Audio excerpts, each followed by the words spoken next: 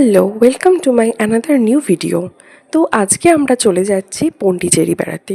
চেন্নাই থেকে পন্ডিচেরি কিন্তু অনেকটা দূরে না, খুব কাছে। ড্রাইভ করে গেলে বেশিক্ষণ সময় লাগে না, হার্ডলি 3-3.5 ঘন্টার মধ্যেই পৌঁছে যাওয়া যায়। তোমরা যদি চেন্নাইতে থেকে থাকো তাহলে তো অবশ্যই পন্ডিচেরি যেও। আর যদি কেউ চেন্নাইতে বেড়াতে অথবা কাজের সূত্রে আসো তাহলেও কিন্তু পন্ডিচেরিটা ঘুরে নেওয়ার চেষ্টা করো। কারণ চেন্নাইতে তো সেরকম দেখার জায়গা প্রচুর কিছু নেই। তো কাছে পিঠের মধ্যে পন্ডিচেরিটা কিন্তু বেশ হ্যাপেনিং প্লেস। আর এমনিতেও পন্ডিচেরিকে এখানকার লোকেরা গোয়ার মতনই বলে থাকে। মানে গোয়ার সেই ভাইবসটা হয়তো নেই, কিন্তু কিছুটা হলেও আছে।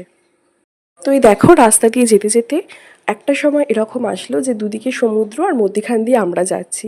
তো জিনিসটা প্রচণ্ড সুন্দর লাগছিল দেখতে। তো দেখো, রাস্তা দিয়ে যেতে যেতে আমরা একটা রেস্টুরেন্ট পেয়ে ওখানে কিছুটা লাঞ্চ করে নিলাম, কারণ আমাদের এই ছোট্ট বেবিকে নিয়ে বেরোতে বেরোতে বেশ খানিকটা দেরি হয়ে গিয়েছিল। তো লাঞ্চের টাইম মোটামুটি চলেই এসেছিলো বলে আমরা লাঞ্চ করে নিয়ে আবার স্টার্ট করলাম। তো পৌঁছে হোটেলে ফিরে খানিকটা রেস্ট নিয়ে ফ্রেশ হয়ে স্নান টান করে আমরা বেরিয়ে পড়েছিলাম বিকেল বিকেল করে। কারণ আমার যেহেতু ছোট্ট বাচ্চা রয়েছে তাকেও একটু ঘুমোতে দিতে হতো। তো সেও একটু ঘুমিয়ে টুমিয়ে নেওয়ার পর আমরা বিকেল বিকেল করে বেরিয়েছিলাম খুব কাছে পিঠে ওখানে। মানে আমাদের হোটেল থেকে একদম কাছে ছিল, সেটা হলো রক বিচ। ওখানকার একটা কিন্তু বেশ ফেমাস বিচ, রক বিচ।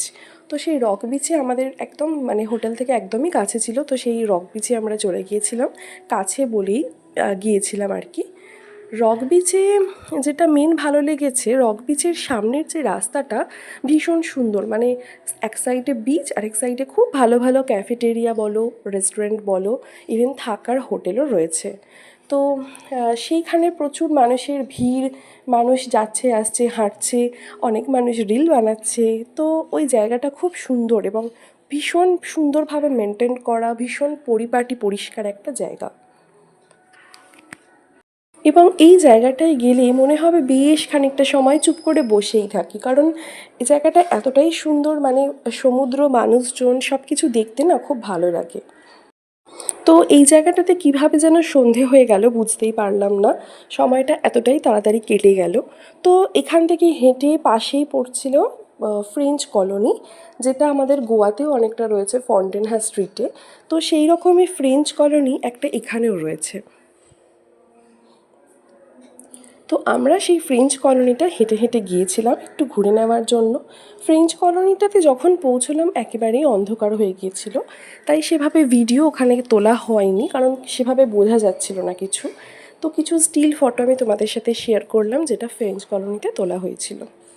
তো খানিক ফ্রেঞ্চ কলোনি ঘোরার পর, কিছুটা ছবি তোলার পর আমরা হোটেলে ফিরে গিয়েছিলাম এবং পরের দিন সকালবেলা আমরা ব্রেকফাস্ট করে আবার বেরিয়েছিলাম ঘুরতে।